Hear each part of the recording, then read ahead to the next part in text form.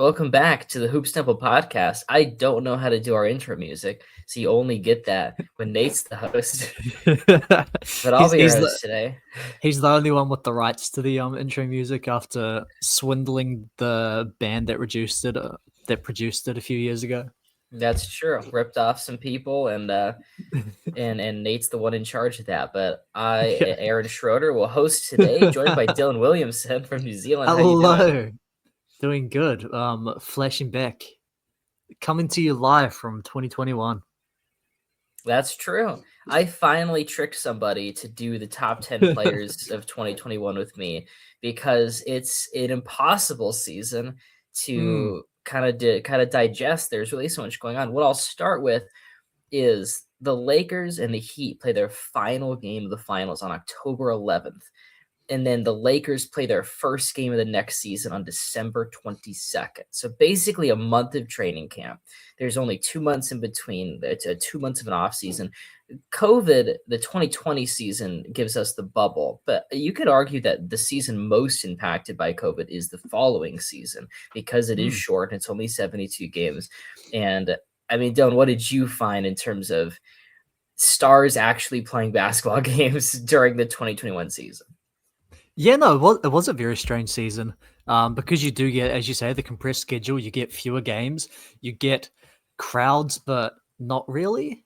Like you get semi-full arenas. And then of course it's even harder for the Toronto Raptors who have to play out of Tampa. A fate which you wouldn't wish on your least favorite team.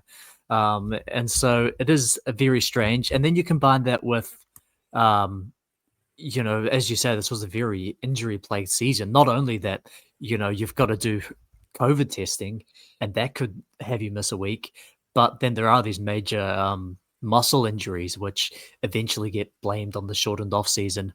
Guys like LeBron James, who was still at the peak of his powers at this time, misses half the season.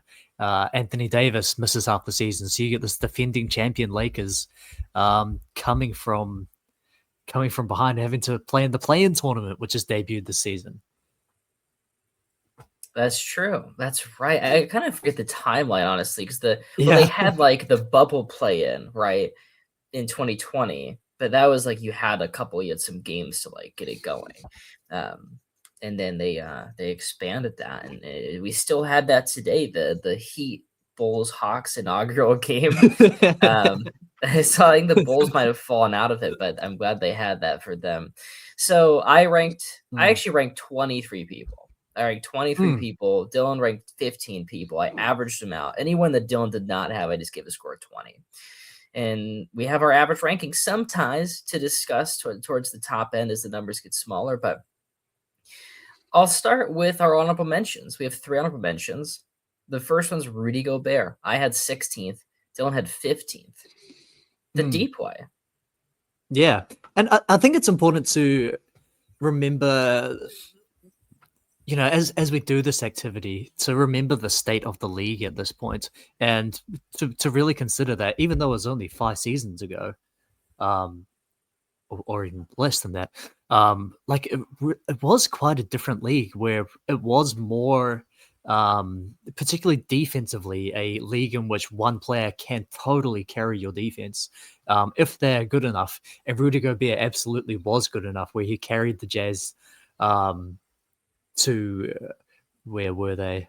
Yeah, basically single-handedly um, to the number one defense, playing with two small guards in the backcourt and two slow forwards with limited length in the on the wing. Just single-handedly carried them to the number one defense, and so yeah, I think there's a lot of credit that's got to be given. I even toyed with having him higher. I think as I sort of cast my mind back to this time, I think I might have had the sort of defensive hipster take that Rudy Gobert was a top 10 player at the time, just purely because throw him on your team and you're guaranteed to win at least 40 games because you're going to have a top three defense, no matter who else you put around him. But then closing out the season, um, this was is this the last season for the Jazz before they blow it up? I believe this is the season that They have one more year. They have Okay, They have 2022. right. The Yeah. Clippers get them back-to-back seasons, right? Yeah, I believe so. Let me Yeah, just. yeah. No, Dallas gets them Oh, Dallas, in yes. in 2022, but Yeah. But the Clippers get them this year. they do. And so yeah, this is the year where Rudy Gobert single-handedly will win you 40 regular season games. And then in the playoffs, if you can play 5 out, all of a sudden that defensive impact is hugely muted, which is what we see eventually happen. And so I think considering play style, his impact as a regular season player, but then also the way that teams played postseason basketball, I think has to drag him down a bit. Absolutely. His on-off numbers are staggering. Plus 19.1 per 100 possessions. I mean, that's like I nearly spat my coffee out, Aaron. that's like unbelievable. And you really look. That's just regular Nikola Jokic season levels. It really was, and I think you're right. Where you look like that's probably the best defensive, just purely defensive regular season of like the kind of the 3-point era. Like he really had a team with no other good defenders and made them the best defense. He just covered so much ground. The wingspan's unbelievable, just ridiculous rim protector. I picked out a lot of stuff for prepping for this, but one of them is the best stretch, picking out some games out of their season. Games 9 to 19. So just start the season off, he averaged 13 and 15 with 60% shooting with 3 blocks. The Jazz won all 11 of those games, and he had a plus minus of plus 17.8 on average in those.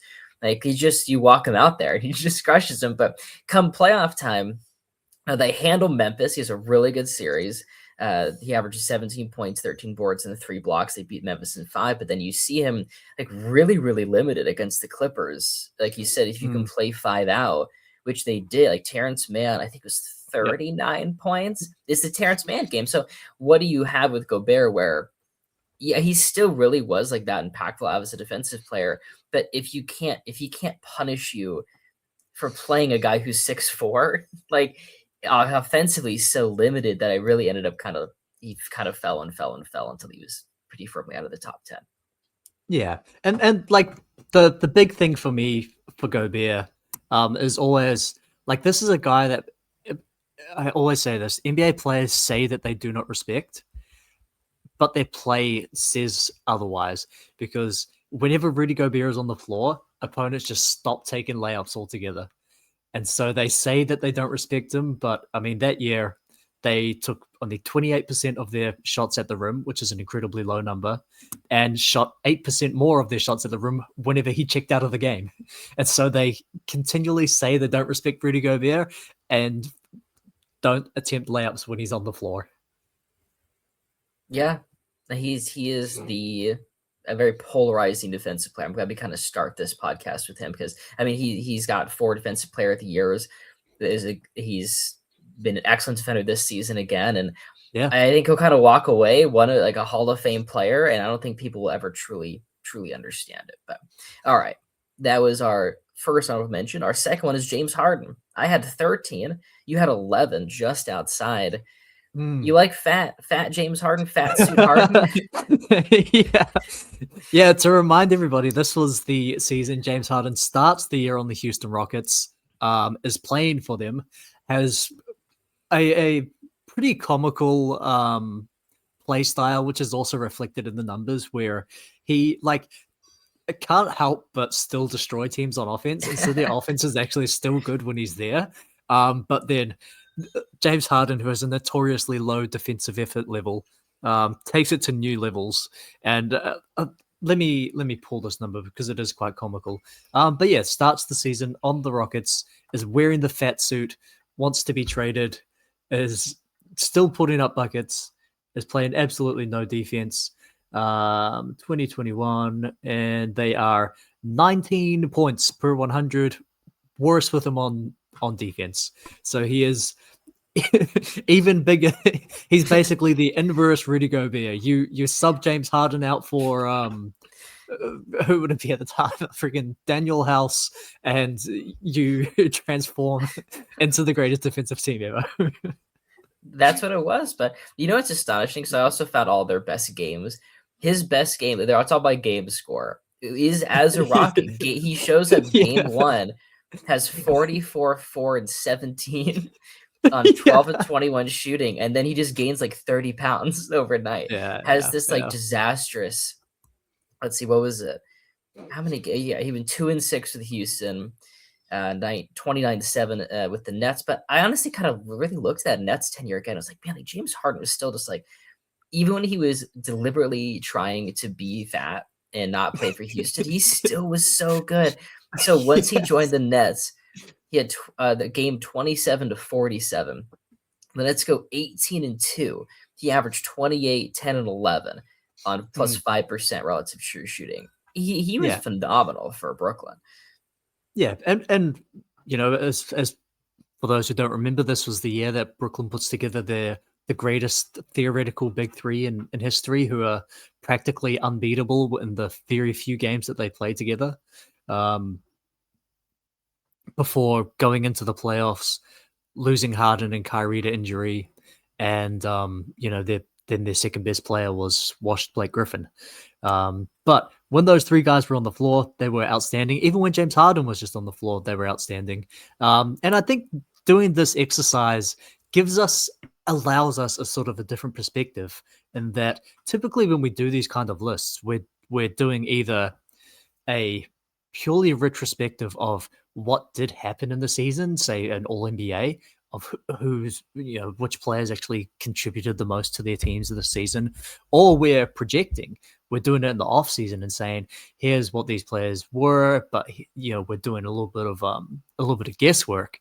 Whereas I think this sort of exercise allows us to take in the totality of what occurred and who these players actually are, and say, yes, James Harden wasted half the season by putting on a fat suit, maybe physical, maybe faux, posting showing up to training camp late while still posting Instagrams of being in the club. But we have the opportunity to say what really was James Harden. I think that's still a top 15 player. Yeah, I agree. It's always tricky. What a player is and how good they are is kind of a constantly fluctuating thing. We're really trying to kind of put defined boundaries around it. But yeah, I mean, Harden was phenomenal. And so in the first round against Boston, he averaged 28 points, 7 rebounds, 11 assists on true shooting. That was 19% higher than league average. In game 3, he had 47 and 10 on 11 of 18 shooting. It's the third best game score of his career in the playoffs. Yeah, I mean, he was there. It's like, I think just in a total vacuum, if you could do this season again, you would take Harden probably higher than this. But he wears the fat suit. He gets out of Houston. He kind of wastes half the season, and then he ends up. I wrote down 4 games with a hamstring blown to smithereens. Against the Bucks, he averaged 10 Oh points, 5 yes, rebounds, 6 assists on negative yeah, 8% yeah. relative true shooting. Yeah, I forget how bad it was. That it wasn't just that he got hurt, but He this was was out there. he was. They literally had nothing else, and so he was playing while not being able to run. He was hmm walking the ball up and still having a relative impact on the game compared to what Yeah. everything else they had. As I mentioned in that Eastern Conference playoff series against the Bucks, which to remind everyone is the series where KD shoots the three for to win the game, but puts his toe on the line. And so to let you know how close the Nets were to making the NBA Finals and potentially winning the championship, as the Bucks would go on to do. Um, but yeah, if you look up their second leading scorer for the overall series, it's 33-year-old Blake Griffin with no knees. No Like knees. they yeah, sort of fell apart towards the end. And yeah, this was the series where James Harden um played through horrific injuries, couldn't even run, and was literally walking the ball up and still trying to play pick and roll without being able to accelerate. In game 7, he had 22, 9, and 9. He played 53 minutes on basically one leg. He shot 2 of 12 from 3, 5 of 17 overall. I mean, his shots were so flat, but it really was all they had. It's like, hey, like Harden James Harden, who cannot run, is better than their other options. But Yeah, I'm it glad literally Harden was. Yeah. made an appearance on this list. All right, our last honorable mention before we get to it is Chris Paul. I had him 9th, so I Mm. actually had him in the top 10. You had him 14th. Nice. You hated Chris Yeah. Paul. I almost did want to put him higher. And like maybe I It's too late. should have. No, it's baked. It's baked what you believed and what I believed, and we're in on this. But Yeah. the Suns make the finals. That's kind of the big story with the Phoenix players. Yeah, and Chris Paul, has the reputation of not being a great playoff player. Has a tremendous season in the Western Conference Finals against the Nuggets. Averages something like 27 and 10, leads the team in scoring and in assists, and just absolutely tears apart Denver's defense. Then to go on to the finals, and this is another one of these sort of point guard years where he's not really not their leading scorer, not their not their totally ball dominant, although he is to a degree type of player. But one of these guys who's just he's on the floor and your team succeeds. And I think that's the big argument for Chris Paul is that Phoenix finishes top 10 on offense and on defense with, Devin Booker, who at the point had a sort of an empty stats kind of reputation, a younger Mikal Bridges, DeAndre Ayton. And they finish, I think, 6th on offense and on defense, and make the NBA finals before, going out rough.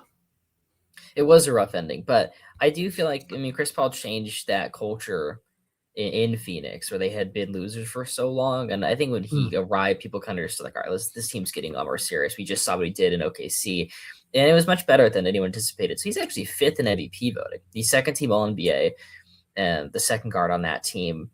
He really got a lot of MVP votes towards the end of the season. I remember, and looking at it, so game 57 to 65, the Suns go 7-2. He averages 21 and 10. Like he way upped his scoring and really just took over. And the 5th MVP voting is pretty serious, but then he fucks his hand up against the Lakers. Fortunately, the Lakers were also like crumbling from injuries. So even though he averaged 9, 4, and 8 on true shooting, that was 13% lower than league average, that he was still okay. It's the semifinals. He averaged 26 and 10 plus 17% relative true shooting. Game 4, 37 and 7. That one of the best games of his career, and then goes on to decimate your Clippers. Crushed your Clippers. 24, 3, and 9. Game 6 to close the series, 41 points and 8 assists on 16 of 24 shooting. It's the second highest playoff game score of his career. Wow. What a year for the point guard. And kind of good timing that we get to talk about the incredible impact as he announces his retirement. That's true. I thought about that when I was doing this. Like, man, 2021 Chris Paul, he really had some good finals games too. He opened that series up 32, 4, and 9 on 12 of 19 shooting. They won. They were up 2-0. Chris Paul said he was addicted to winning in the finals. The Bucks helped him break that addiction. Don't worry, Chris Paul. We'll get you into rehab for your winning addiction. But in that final game 6, he had 26 and 5 on 11 and 19 shooting. He played pretty well, had a couple rough games in the middle, but at his age, and how old is Chris Paul at this point? Like 30, 35 or something? He actually was 35. 35 years old. How like Isaiah Thomas, the Pistons point guard, retired. He was like 32. Like he blew his Achilles out. And it was over like that early. And he hadn't been as good in years leading up to that too. Yeah. Chris Paul's life. Meanwhile, and Chris Paul is leading a team to the NBA Finals and destroys the MVP. Nikola Jokic wins MVP this year. There's nothing he can do defensively. Chris Paul just mid-ranges him to death. And then shout out to the point guard. Shout out to the point guard. Now I noticed I had Devin Booker 12th. I came and you did not have him, so he was not honorable mention. But I kind of thought about it. He really has such a good back-to-back 40-point finals games. I was like, it's a short season. I'll give him some Western Conference playoff credit. And I mean, the playoffs were about as long as some players' seasons. But yeah, all right, go ahead. Just to Devin Booker's point, obviously a player that I considered. Just thinking, trying to think back on where he was. I think this was still at a point where he was a big negative defensively. He would eventually take steps forward, and then also from memory, I don't believe, as I thought back to that season, that his individual impact on the offense, let's say, was to the level of some of these other guys, like the point guard. Yeah, I can see that. I'll read off some of his big playoff moments. I didn't even come down with a best game or best stretch because there wasn't like a lot of impressive things going on, but he averaged 36 and 5 on plus 6% RTS in the first round against the Lakers. So Chris Paul, like no hand. How do they get past it? Like Booker destroys them. He has 47 points in game 6 to win that series. Then in the final game against Denver, while Chris Paul was also destroying them, he also had 34, 11, and 4. Against the Clippers with no Chris Paul, because he missed the start of that series. He had 40 points, 13 boards, and 11 assists in game 1. In the back-to-back finals games, in each series, he has like such a great performance that I'm saying like, all right, like, my other options and Trae Young. I did an entire. I'm not even joking. I did an entire like deep dive into Eastern Conference finalist. Yeah, he was there. Me too. Zion was my last guy. At one point I had Zion on my list. I was like, okay, This was like great. It was like point Zion this year. I had him 18th, right behind Trae Young and ahead of Bradley Beal. Okay, and so our first player within the top 10 is Paul George. You're a Clipper. I had him 10th. You had him 12th. Average of 11. Yeah. The second best player on a team that was top 10 on offense and on defense. Clearly a strong contributor to both of those. Probably his last season as a maybe a real defensive difference maker. Plays a fair amount of the season. Is his usual high efficiency, high usage self. And as I sort of mentioned as well, thinking back on this era, this was sort of the golden era of the wing. You had to have two-way forward ability on your team to really succeed. And he was one of the best two-way forwards in the league. He really was. I mean, even now, honestly, like Paul George has some nice defensive moments. It makes me think about what he was in these last seasons. Like the length, the anticipation was really just unbelievable. But I kind of feel like this is the most important season of Paul George's career because he had fallen short in the playoffs so many times. Like the playoff P nickname, like really was starting to hit. He had the Gatorade commercial, and then like had a bunch of like really terrible playoff games with Indiana. For those listening, the playoff commercial of him like drinking a Gatorade. Again, then hitting a game winner, even though it's like probably the worst athlete you could have picked for that. Someone like notoriously wasn't very good in the playoffs. Yeah. I think you should have to have playoff game winners if you're going to do a commercial where you hit one, because it's like every single time. But it was between that they had either Paul George, Trae Young, or Draymond Green, and so they also filmed Trae Young with the defensive stop. To win the NBA championship, and Draymond Green with the step back 3-pointer to win the series. I love the idea of like Trae Young just getting up there for some like volleyball block. And they're like, they have no idea what he plays like. But so the big series for Paul George is the second round. Kawhi is phenomenal in the first round against Dallas, but then it blows his knee into a million pieces in the semifinals against Utah, and Paul George averages 29 points, 10 boards, and 5 assists per game.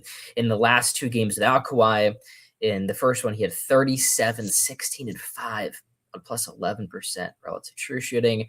And I think really feel like for him to kind of take that mantle and get the Clippers to the conference finals for the first time, was it ever? I think it was ever. Yeah. I believe that's true. Yeah, Blaze. Yeah, first like Jesus, the first time ever. He What doesn't a have a great franchise. doesn't have a great game 6, 29-9-7, struggles with efficiency, but Terrence Mann destroys them, so they win anyways. Heading to the conference finals, they had a real shot at the finals. In game 5, he had 41 points, 13 boards, 6 assists, 15 of 20 shooting. That's plus 30% relative true shooting. I keep throwing the number out, but that's the efficiency metric that I have. But pretty bad game 6. I wrote down lost 103-130 and face melted off by Chris Paul. Yeah. It puts up the big 6 for 15. Which is sort of become the story of Paul George, is right sort of Avatar, like right when you need him most, he disappears. But still such a good season, though. He makes third team All NBA, 54 games, plus minus of plus 10.2, which I really think. If you're in the double digits, like that's kind of your superstar placement. But any final Paul George words? Are you ready for number 9? Yeah, let's do it. Let's do it. It's Dame Lillard. I had 11. You had 9. It's an average of 10. It's an average of 10. Yep. And to remind people, this about the state of this Blazers team, this was the incredible season where they did their point differential work out at +1, maybe +1, 0.5. I mean, they gave it all up to score some points. Yeah. Hilariously, they actually managed to go +2. Wow, they are the number 2 offense and the number 29 defense, just all in on one side of the floor. This is like, I think, is Carmelo on this team? Is this Enes Kanter, and like they're just like.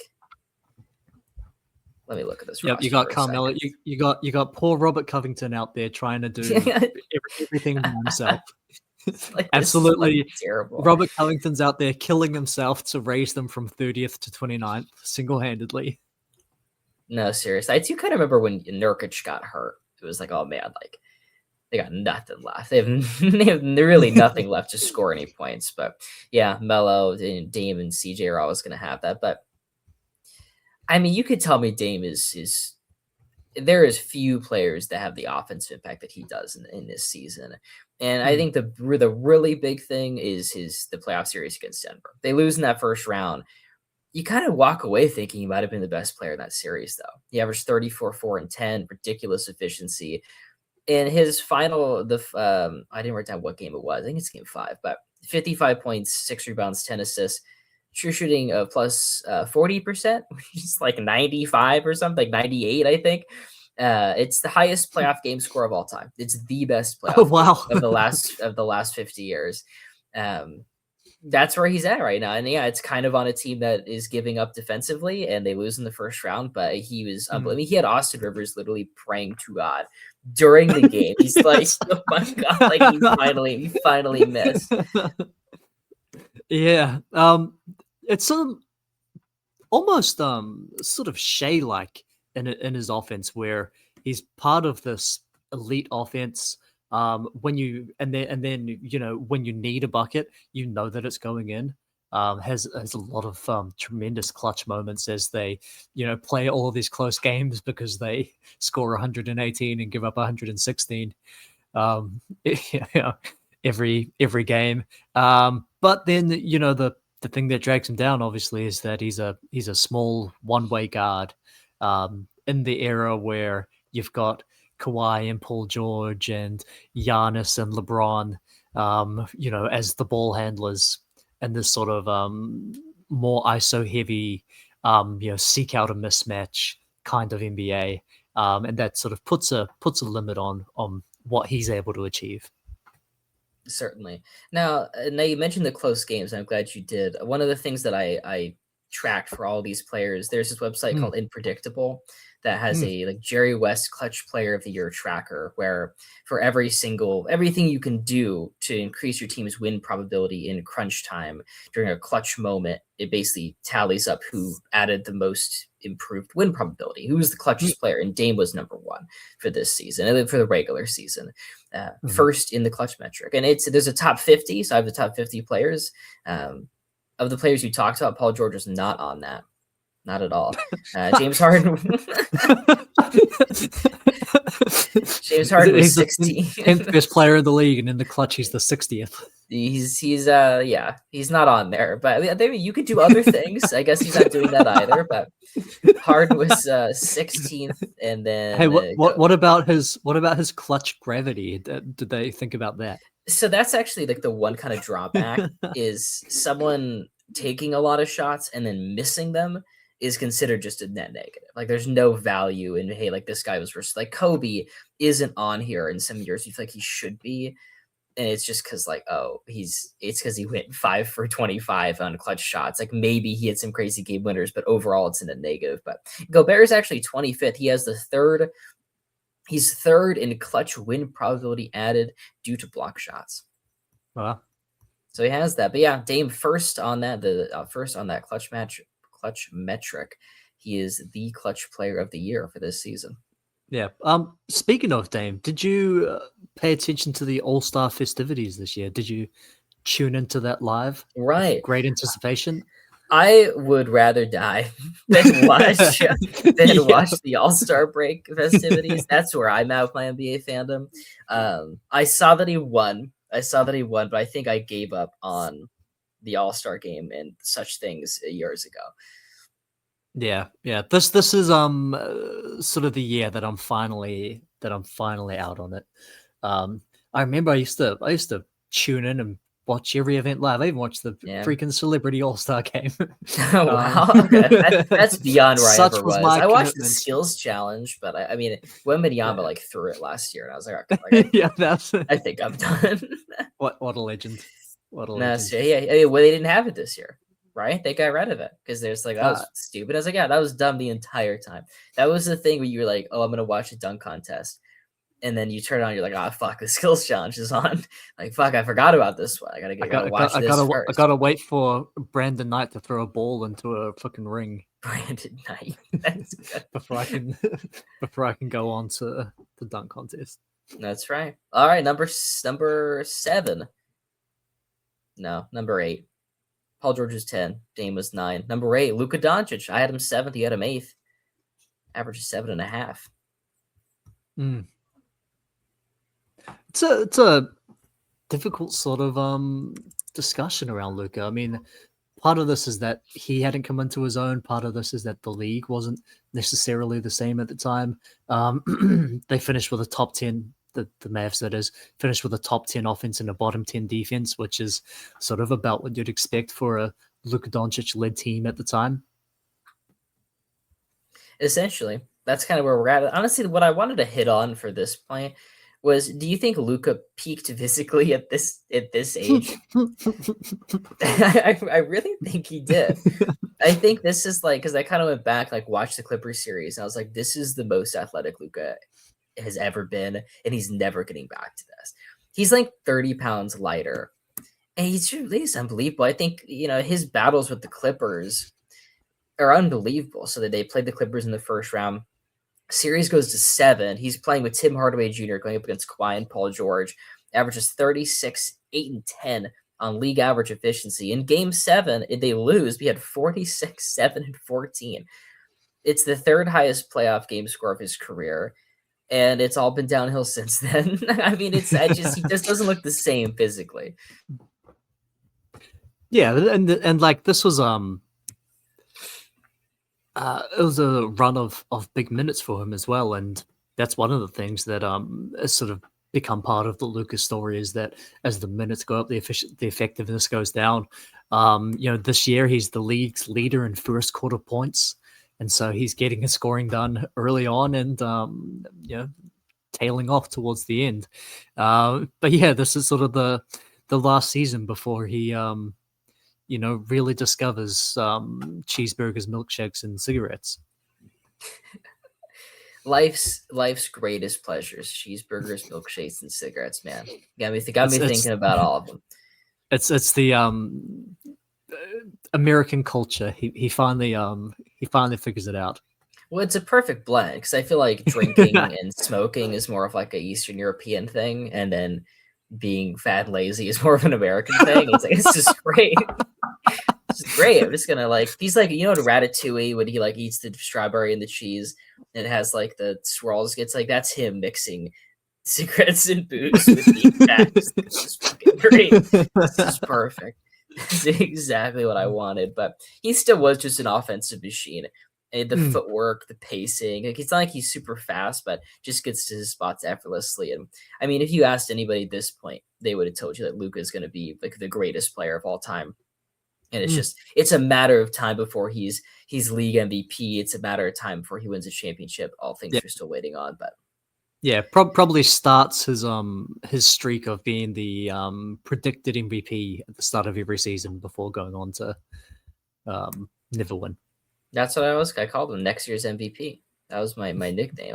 One of my proudest nicknames because it stuck so well. But yeah, the Bruno Caboclos of MVPs. He's just 2 years away from being 2 years away from winning MVP.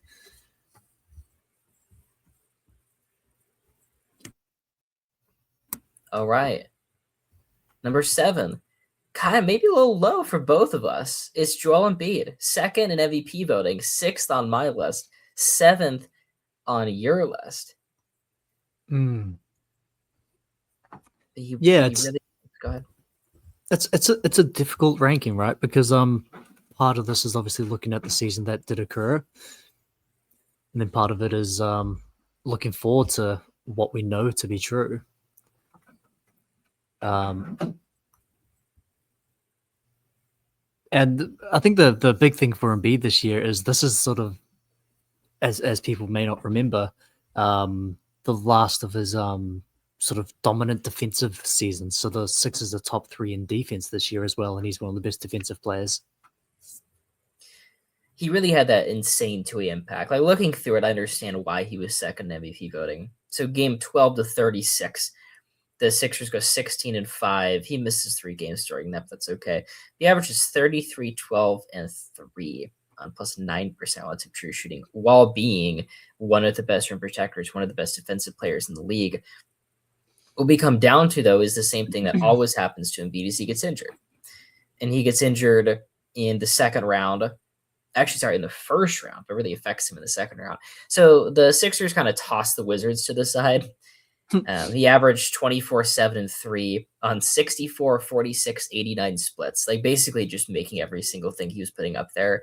He had 36 and 8 in game 3 in 27 minutes, and then he tears his meniscus and still plays on it. And this is, I wrote down Joel Embiid averaged 30, 13, and 4, and then I wrote down Ben Simmons, you will die for this. Yeah, and to remind everyone, this is the wonderful is it the Eastern Conference semifinals where Ben Simmons has a layup to ice the game and decides to pass it up, and probably ends not only the Sixers championship hopes. They're pretty much done as a real championship contender after this, but also his own career takes a sharp dive after this. And so, yeah, perhaps Embiid's best season, the 2-way impact is still there, while this is sort of the season where he masters his face-up game as well, to really adds, a whole lot of offensive versatility. The handoff game is totally unstoppable with movement shooters, with him having the ball and his ability to put it on the floor, and while also being one of the best rim protectors in the league. If arguably, probably has an argument to be the best defensive player in the league. But then, sort of all falls apart as it does. And as I say, one of the benefits of this sort of exercise is we don't have to think, well, maybe the injuries are all behind him. Maybe he can work his way out of this. So we'll give him the benefit of the doubt. We know the story how this goes for Embiid. We know that this is something innate to his being, and so we can consider that as part of his ranking. That is true. We got to know that that's coming, that he's kind of brittle like that. I can't help but feel like he's maybe a little low, but I have a question for you. So Ben Simmons during this playoff run took 73 free throws. How many did he make? An even 50.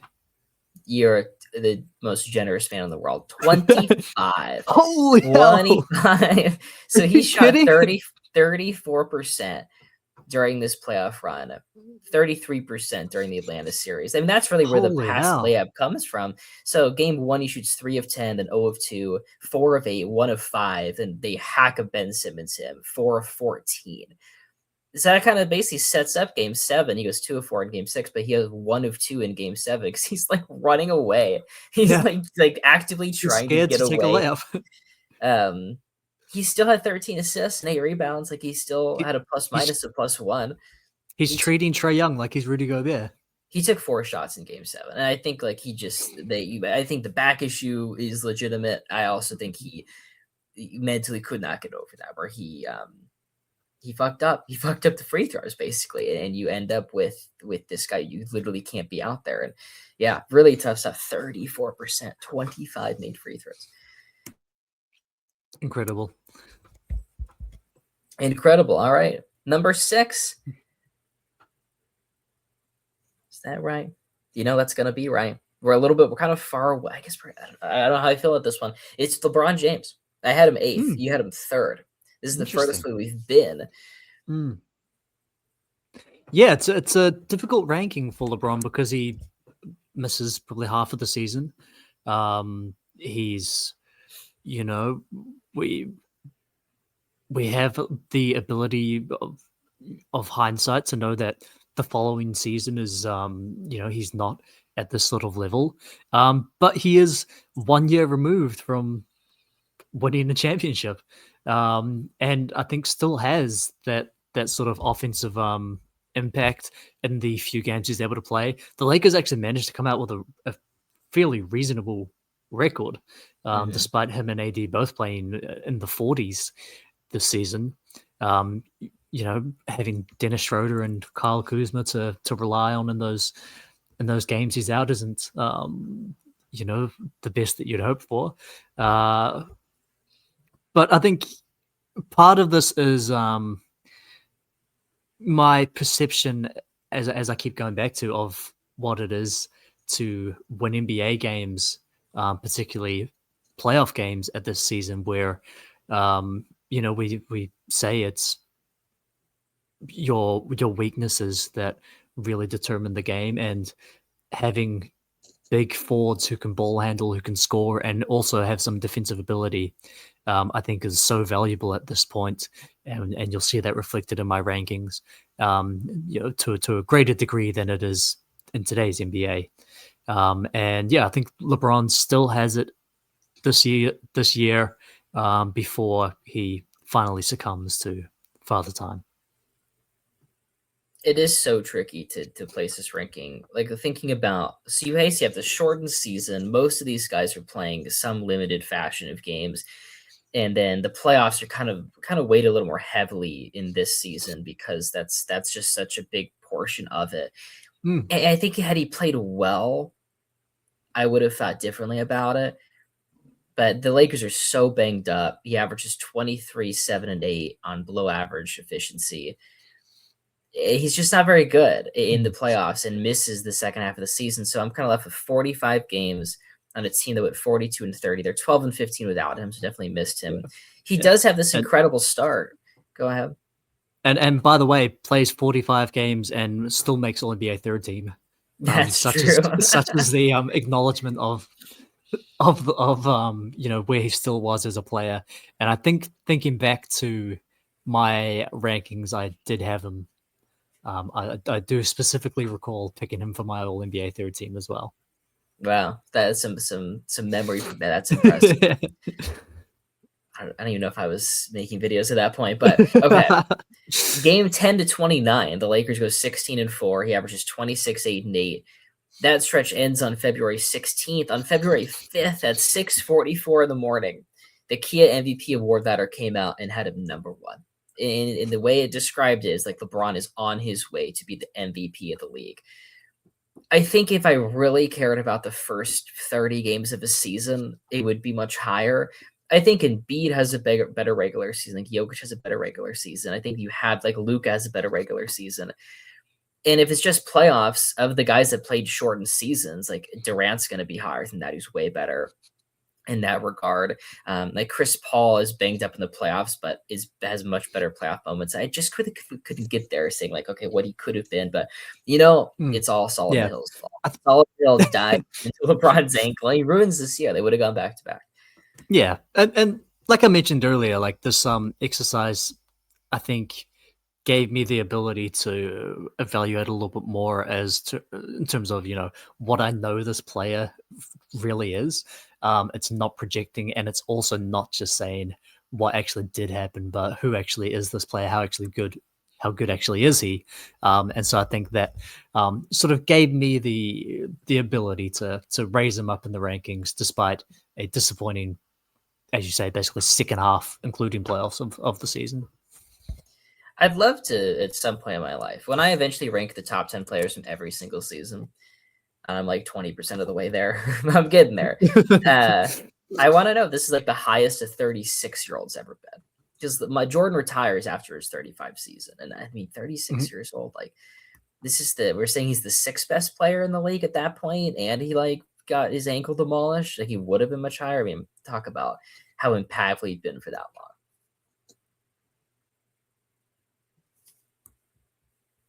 Okay.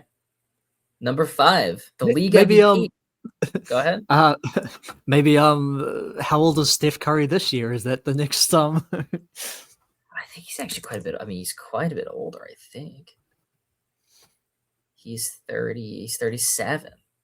Yeah. So I mean, Steph last year Steph Curry player? top 5 player? I mean, that'll be a discussion for sure. When we talk about the season in 5 years' time. We'll have to do that. Okay. The number 5 is Nikola Jokic, league MVP. I had 3rd. You had 6th. I know a bit of a difference, but kind of ends up in a nice spot. Is it the defensive issues? Is it that he got his face melted off by Chris Paul? It's a little bit of two things. A lot of people maybe look at the MVP, look at the box score, and sort of project today's Nikola Jokic onto that because the numbers do look so similar, and obviously the accolades are there. But like he isn't quite the same player on either end, and also the league isn't in quite the same place. And so it's a little bit of he doesn't have the best playoff series. He has some rough games, and then offensively as well, where DeAndre Ayton of all people is able to sort of bother him. And then the where I remember where I was at this point in my sort of understanding of the league is that you could never win a championship with a player like Nikola Jokic because the center is such a valuable defensive position, the most important defensive position, and having that be a liability just puts a cap on on what you can achieve, because a player like Chris Paul can just totally take advantage. And that's eventually proven wrong, partially by his own brilliance, and then partially also by the league sort of changing in a way that favors him. But yeah, it's as you say, it's some playoff disappointment. Doesn't have the best series against Phoenix, and then also the fact that I think he can still be exploited at this point in time. It is so interesting looking at that Phoenix series. He averages 25, 13, 6, minus 5% relative true shooting. And I wrote down again, face melted off by Chris Paul. 2 players got that. Paul George got that, and Jokic got that tag. He was a double-digit negative plus minus in all 4 games of that Suns series in his minutes, like while he's on the floor. It is so tricky. I do think he is that kind of game-wrecking offensive player, especially with the regular season. he's able to really lead Denver in that way. But man, yeah, defensive struggles. I mean, I had him. So I mean, league MVP comes down to third, and usually league MVP is pretty good at being at least one or two in the NBA, give or take a couple seasons. So that's kind of a low MVP season, especially if the average is going to land us at 5 for the MVP winner. But he really has developed so much. I think about last year against OKC, like he still put up efficient buckets in a way that he couldn't do against this Suns team 4 or 5 years ago. And that OKC is like the best.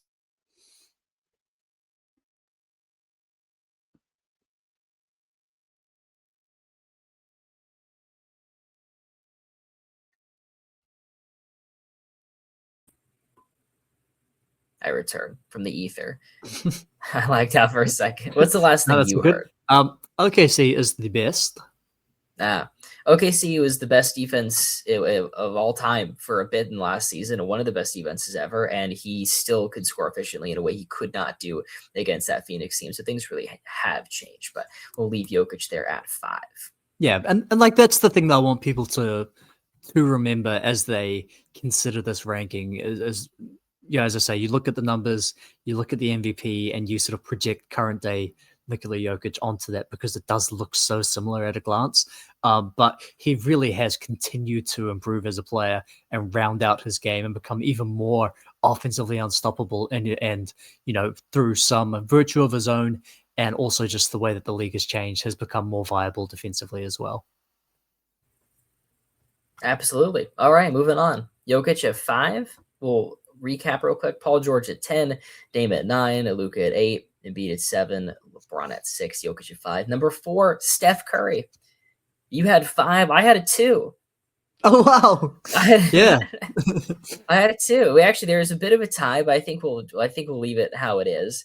Because you're number 2. I also had a 5, but we'll leave that there. Steph is unbelievable to end this season. I think it's like the best 20 or so games of his career. So he ends up being 3rd in MVP. He's first team NBA, the first guard on that. Averaged 32, 6, and 6 this season. He's 13th in the clutch metric. But to end this year, so game 51 to 72, 72 being the last game because it's a shortened season, the Warriors go 15 and 6. He averaged 37, 5, and 5 on plus 10% relative true shooting. He was taking 15.1 threes per game at 44% during that stretch. I just don't know if there's like a stretch a guard has ever been better in than that 20 games, like right there from Steph. Yeah, and leads the league in scoring this year at, what did we say, 33 years old. Points per shot attempt, which is a interesting sort of metric. Among point guards, he is number 1. But for context, the gap between him and Damian Lillard, who's number 2, is the same as the gap between basically Damian Lillard and Chris Paul, who's number 7. So 1 to 2 is a similar gap to 2 to 7. Steph Curry's averaging 1.34 points per shot attempt. Just a ridiculous offensive efficiency. Golden State runs into one of their classic sort of seasons where, due to their great coaching and intelligent players, they're able to put together a really solid defense, which carries their season. And then they wind up being about average on offense, and just can't really, score at times. They wind up, I think, 15th on offense. But the differential is 15 points. 15 points per 100 possessions better when Steph Curry's on. When he's on, they're unstoppable, and when he's off, they can't really do a whole lot. And so, another great example of value sort of explained in absentia. There's something we should discuss, and I'll use podcast time to do this, but I think you have like the cleaning the glass on-offs, and I was using the Basketball Reference on-offs, and those are different numbers for some reason. I don't know why. It's cleaning the glass takes out heaves, which probably won't change a whole lot. But then also filters out garbage time. And gotcha. so like Basketball Reference is sort of the true number because it includes all facets of the game. But then the cleaning the glass number that I use, I would say, is arguably more representative of the Right. actual gameplay because it's not being changed by garbage time at all. But so like there'll be small differences, but it should come out Right. relatively the same. I had And both of them should. Go ahead. Both of them should reflect that Steph Curry had an outrageous year. Certainly, yeah. I had plus 8.6. What was the number you had? Just on offense? Oh, I had overall. I think Okay. that's probably where I misheard you. Gotcha. All right. Continuing. They missed the playoffs. The Warriors missed the playoffs because they have to play in the play-in game. Steph versus LeBron for the chance to get decimated by Phoenix. LeBron ends up winning that game. But Steph has 37, 7, and 3. I mean, just basically hits his absolute average.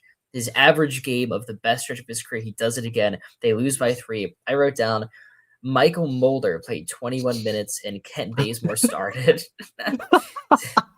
It's not a very good Warriors team. It's not a very good Warriors Michael team. Mulder. I literally had never heard of that person before. I do remember him. I wonder what happened to him. Not much after this. I'm not even kidding. Last night I was doing this. It was like Michael Mulder, and like my computer crashed when I tried to open up his page. It's like, okay, like maybe not. You ran into an error in the Matrix. They're like, oh shit. With this player that we totally invented to fill in the stat sheet, Aaron's actually looking into. He played 17 games in 2022 for Orlando and Miami, and then that was it. And he played 60 games for that Golden State team. He's the backup point guard, 6'3". Okay, but that's the Steph season. Still just such a great offensive season. Number 3 is a tie again with Steph. I think we'll go with this guy. It is Kawhi Leonard. I had it 5. You had it 2. Let's hear the Kawhi Leonard, the second best player in the world case. I mean, it's a fairly simple discussion. I think it's again looking at what was the state of the league at the time, which was it's a forward-dominated game. Having two-way wings is the way that you win championships. Kawhi is ridiculously efficient offensively on a high workload. The Clippers are the second best offense in the NBA overall, and then he's also able to turn it on and be the best, basically on-ball defender in the league. Eventually does, in Kawhi Leonard fashion, break down towards the end. But just looking at what he was, if you're sort of picking a player for a single game, I think it's a hard argument to pick someone above him. Do you ever feel guilty when you're trying to go to sleep at night, making this case for Kawhi, but then bashing on Joel Embiid for doing the exact same thing in this season, for playing fantastic and then getting hurt and tearing his knee up? But he's so good in the first round. Kawhi averaged 32, 8, and 5 on plus 15% relative true shooting, 2.3 steals per game. Game 6 had 45, 6, and 3 on 18 of 25 shooting, tied his playoff career high in scoring. And then plays 4 games, pretty good games against Utah before tearing his ACL. Did not play against the Phoenix Suns. And then misses all of the entire next season as well. That's true. Do you feel guilty because of that? My froze? No.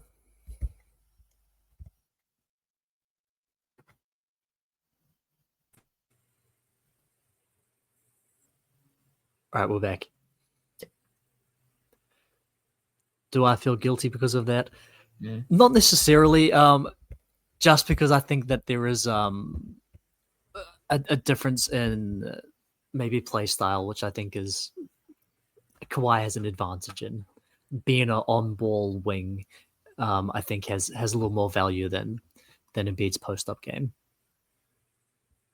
I think it's reasonable. I think that's reasonable.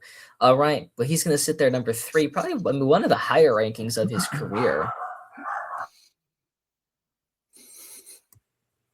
One of the higher rankings of his career.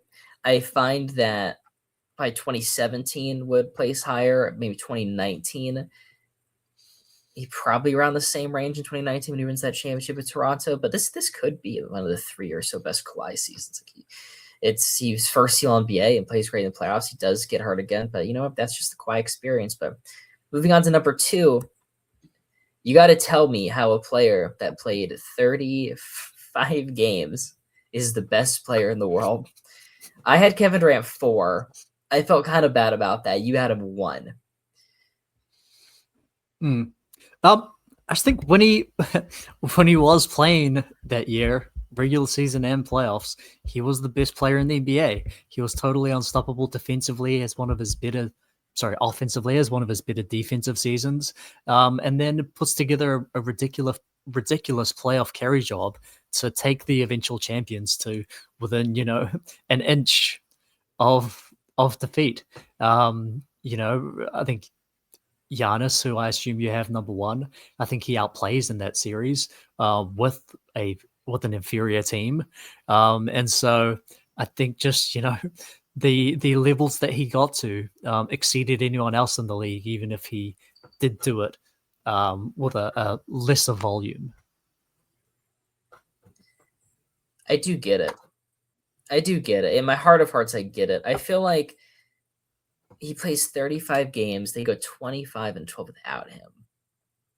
And then he does have this great, like, insane playoff performance. Even against Boston, 33-7-3, has 42, 4, and 5 in game 3. And you have this Bucks series where he averages 35 a night, 10 rebounds, 5 assists. He's great defensively too, like you mentioned, like a legitimate like rim protector. He's the best rebounder on the team. Kyrie and Harden play 4 games. Harden on 1 leg. That game 5 like really kind of sticks with me. It's 49 points, 17 boards, 10 assists.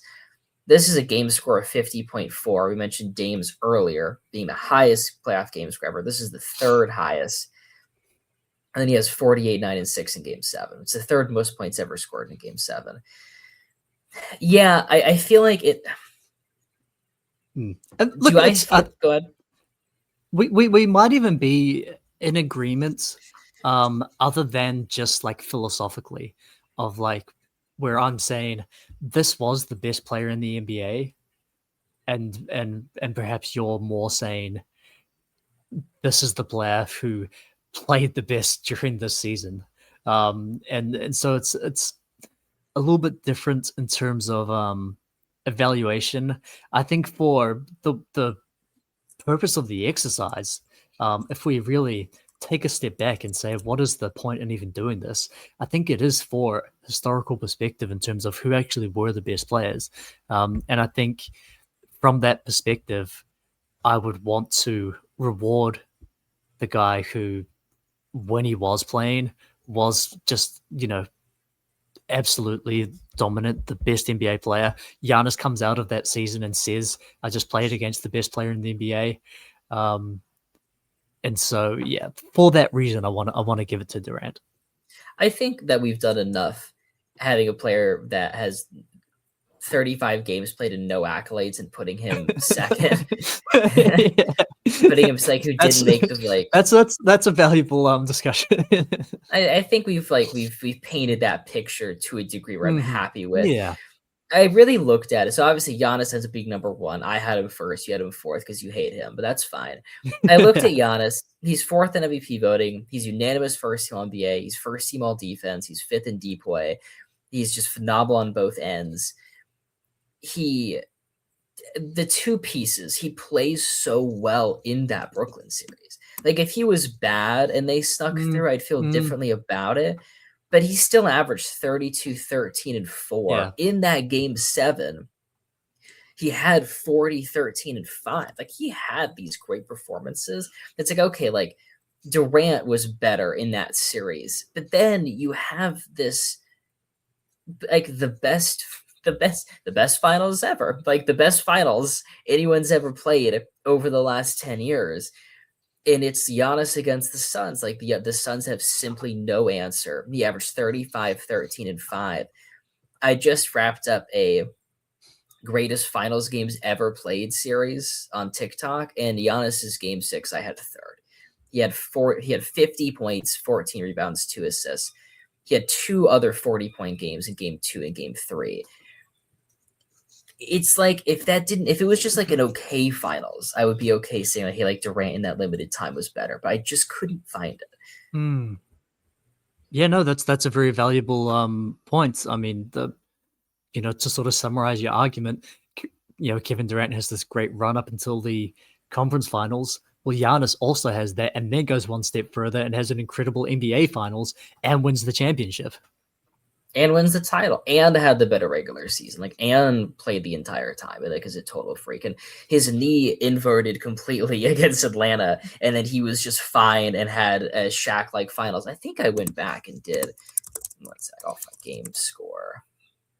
Finals MVP game score, number one, the highest game score. This is like back to the 80s, mid 80s for total series. It's Giannis. It's 2020 Giannis, 31.9 game score. Right ahead of 2000 Shaq, 2017 KD, 2002 Shaq, and 93 Michael Jordan. Like, that's, by this metric, is better than all of those. I mean, think about when I mentioned this in that video, that when Dario Saric got hurt, like, the Suns were totally screwed because they didn't have a backup power forward or center, and someone commented like, do you really feel like Dario Saric? Like, you spent a minute talking about that. Like, do you feel? I was like, honestly, like, watching them take a bunch of guards and then Frank Kaminsky off the bench, like, DeAndre Ayton was getting fried, and then when he stepped off the floor, it got even worse than that, and he was already getting cooked.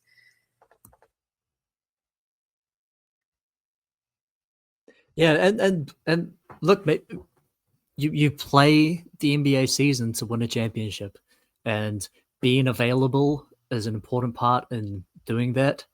And there is one player who, more than anyone else, won games, was the best player for his team, at least the best player on the winner of every series, and wins the championship. And I think, like, yeah, you do have to, at the end of the day, give credit to that.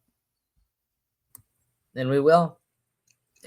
Well, thank you so much, Dylan, for putting together your list and being here. I'll read off the top 10. Number 10, Paul George, then Dame Lillard, Luka Doncic, Joel Embiid, LeBron James. Number 5 is Nikola Jokic, Steph Curry, Kawhi Leonard, Kevin Durant. Number 1, Giannis Antetokounmpo. I'm not sure if Giannis has another number 1 season in him or had done prior, but maybe we'll find that year. Me and Dylan will find that year in some other episode. Dylan, where can the people find you? Every week on the Hoops Temple podcast. Yeah, maybe tomorrow if Nate gets back to us.